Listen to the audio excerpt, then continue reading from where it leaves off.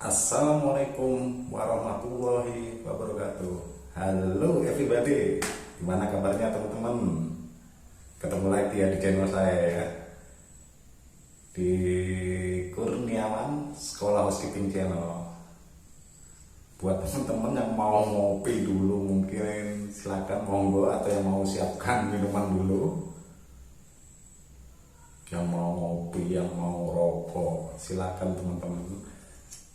Di channel saya ini sifatnya slow, santai, apa adanya, dengan media yang seperti ini ya. Mungkin beda dari teman-teman yang lain ya, mungkin yang lebih canggih, yang pakai komputer atau lain sebagainya ya. Di channel saya ini ya yang sederhana lah, seperti ini medianya. Ya harapannya betulnya teman-teman bisa mengerti dari apa yang saya sampaikan kan. Itu hal yang paling terpenting ya teman-teman ya. Jangan anggap wah channelnya ini nggak modal, yang ini yang itu atau gimana ya. Jangan punya berpikiran negatif seperti itu ya teman-teman ya. Butuhnya ilmunya dan wawasan ya, yang dari yang saya sampaikan. Harapan saya teman-teman bisa mengerti dan bisa diserap dengan baik ya. Oke, langsung aja teman-teman ke topik pembahasan ya ini ya. Untuk kali ini materi pembahasannya membahas tentang struktur organisasi staf housekeeping di hotel bintang 5. Yang saya jelaskan ini ya teman-teman ya, untuk masalah struktur organisasinya ya, ini udah level yang tertinggi teman-teman. Jadi ini bisa buat patokan ya teman-teman ya. Mungkin dari level tempat kerjanya teman-teman nggak selengkap apa yang saya tulis ini, mungkin levelnya jauh lebih bawahnya ya ini ya. Nah ini udah bertaraf hotel bintang 5. Mungkin barangkali teman-teman ada yang bekerja di hotel bintang 3 atau 4 atau ya hotel melati ya. Jadi saya jelaskan ini berdasarkan versi waktu saya kuliah dulu teman-teman. Waktu saya diajarkan sama dosen saya, plus saya aplikasikan di hotel bintang 5. Jadi penampakannya struktur organisasinya seperti ini ya teman-teman ya. Oke, langsung saya jelaskan ya teman-teman ya, biar nggak terlalu panjang dan bertele-tele ya. Oke, sebelum masuk pembahasan, ini housekeeping. Apa yang dimaksud dengan housekeeping? Housekeeping, kata lain dari housekeeping, tata graha. Tata yang artinya nggak hanya menata ya teman-teman ya, tapi ya dibersihkan, ditata. Dari sini mengerti ya. Terus graha artinya rumah, dan secara keseluruhan bisa disimpulkan suatu tempat atau ruangan bisa indah dan cantik setelah ada sentuhan tangan dari si housekeeping ini ya. Sebelum dan sesudahnya pasti jauh lebih cantik dan indah setelah ada sentuhan si housekeeping ini ya. Bisa dimengerti ya teman-teman ya. Oke, kita langsung aja ya. Untuk level tertinggi di housekeeping, ini room division manager, atau yang bisa disebut RDM, kesingkatan kependekannya ya, RDM. Apa sih, membawai apa aja sih yang namanya room division manager ini ya? Room division manager ini membawahi front office dan housekeeping ini ya, membawahi ini ya. Jadi tugasnya si room division ini memantau dari contoh ada tamu dari pemesanan kamar, check in dan check out. Nah ini tugasnya si room division ini, memantau dari tamu datang, pesan, check in dan check out.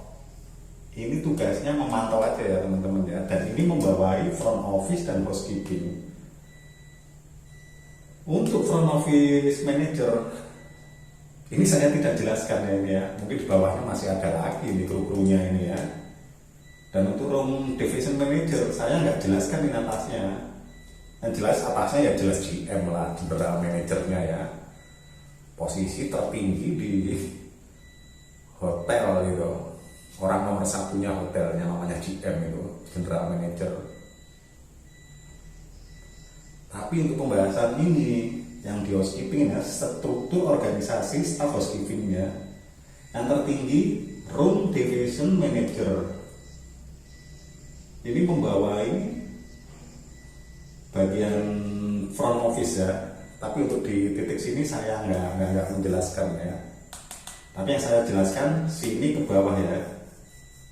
Ini room division manager, bawahannya ada executive housekeeper atau yang disingkat bisa disebut teman-teman biasanya EHK. Executive housekeeper ya ini bosnya dari secara keseluruhan ini bosnya, orangnya nomor satunya di bidang housekeeping ini, executive housekeeper. Jadi ini executive housekeeper masih sering kontak sama si ini dan ini masih sering kontak executive housekeepernya. Kalau sama si room division hampir nggak pernah mungkin dari kesehariannya ini ya, masalah operasionalnya. Oke lanjut, dari executive housekeeper dia mempunyai asisten executive housekeeper. Nah yang bertugas di lapangan ini asisten eksekutif housekeepernya. Untuk housekeepernya sendiri hanya diem aja dan memantau di area lapangan ini semuanya, dari area kamar, public area, florist, linen dan laundry. Eksekutif housekeeper ini hanya memantau dalam keseharian tugasnya. Dari beberapa bagian ini sudah aman apa belum? Kalau udah aman ya mungkin eksekutif housekeepernya nggak akan komplain di bagian ini ya. Kalau ada komplain ya langsung ini ngomongnya kalau yang di room ya sama supervisornya ini. Kalau laundry juga di manajer laundrynya. Oke next, dari asisten eksekutif housekeeper ini membawai 1, 2, 3, 4 dan 5 ya teman-teman ya. Asisten eksekutif housekeeper ini membawai 5 bagian ini ya. Salah satunya dari asisten eksekutif housekeeper ada supervisor room. Yang kedua supervisor public area. Terus ini ada staff florist attendant. Dia ini berdiri sendiri ya teman-teman ya untuk staff florist attendant. Oke saya jelaskan sedikit untuk florist. Florist itu apa sih? Tugasnya apa sih ini florist? Florist ini tugasnya berhubungan dengan bunga ya. Bunga yang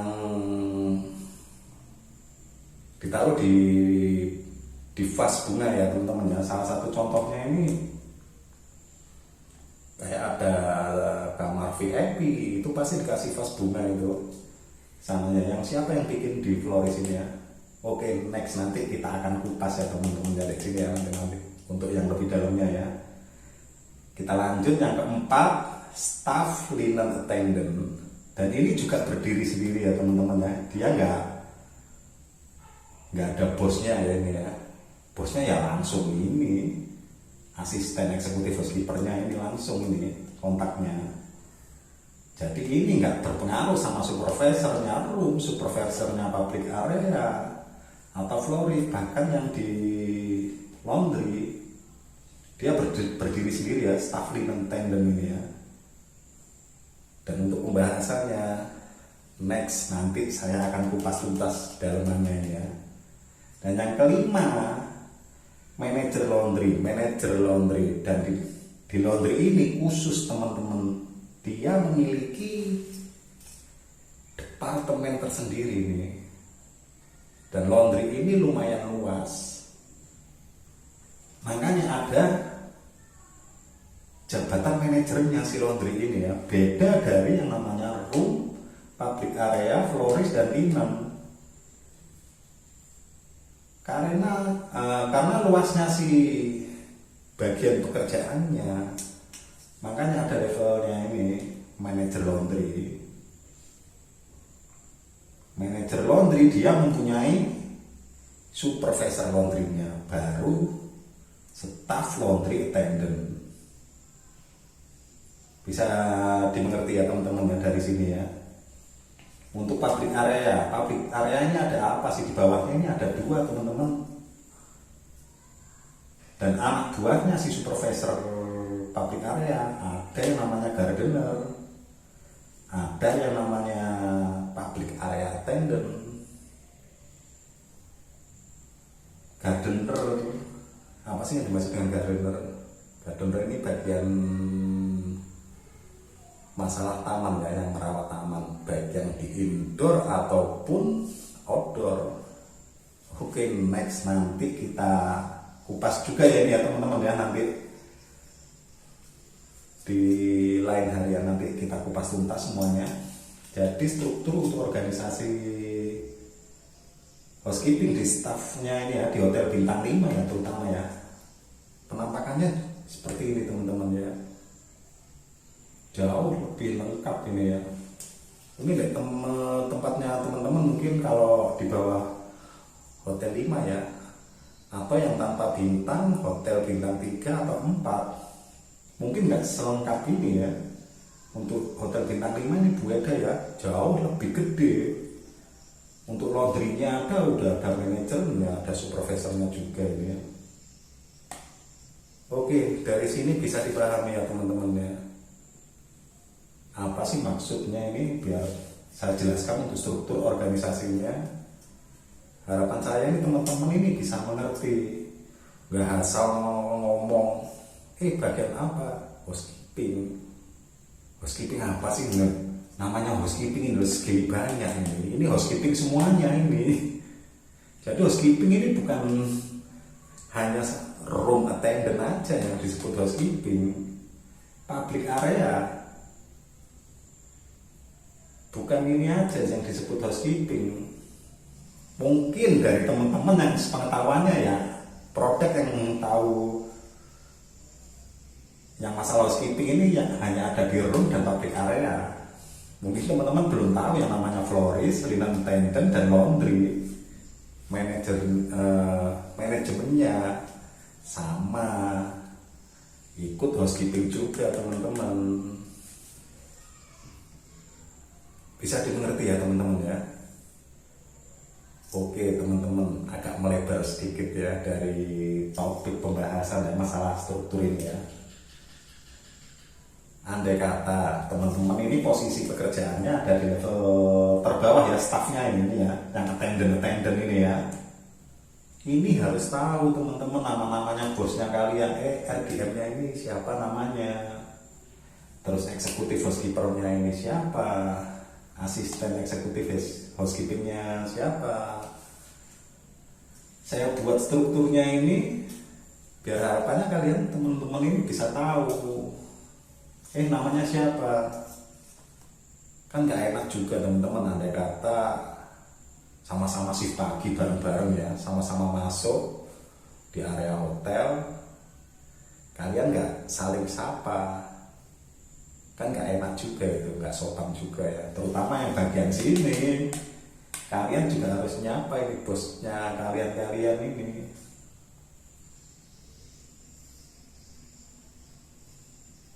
Kenapa harus kenal?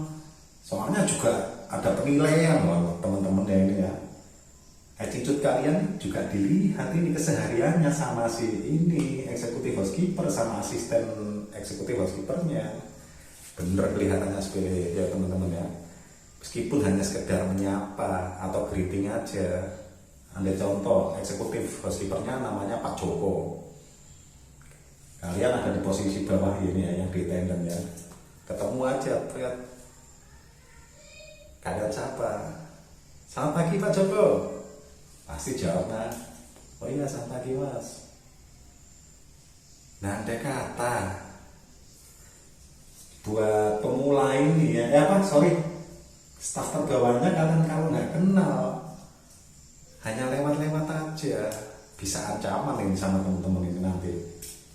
Ini nanti mikir teman, ketemuan loh seragamnya, ini anak buah saya loh, kenapa nggak nyapa?